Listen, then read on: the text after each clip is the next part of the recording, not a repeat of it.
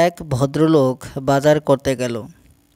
বাজার শেষ করার পর বাড়ি রওনা দিলেন। রাস্তায় হাঁটতে হাঁটতে অনেক ক্লান্ত হয়ে গেল। তখন তিনি চিন্তা করলেন একটু রেস্ট করা দরকার। পাশেই একটি বড় তেঁতুল গাছ ছিল। সে গাছের নিচে রেস্ট নিতে লাগলো।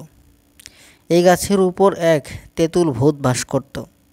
সে বলতে লাগলো, আজ 3 দিন হয়ে গেল আমার পেটে খাবার নাই।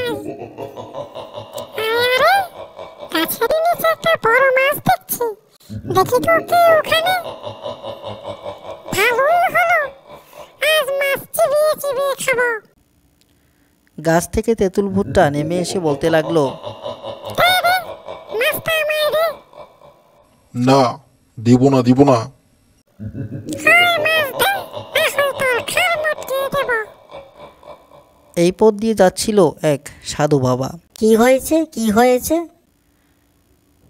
তখন লোকটা সব খুলে বলল। তারপর সাধু বাবা বিভিন্ন মন্ত্র পড়ে তেঁতুল ভূতটাকে তাড়িয়ে দিল। তখন লোকটা সাধু বাবার উপর খুশি হয়ে ধন্যবাদ দিয়ে হাসি মাখা মুখে বাড়ি চলে গেল। তারপর বাড়িতে এসে তার গিন্নির কাছে সব খুলে বলল।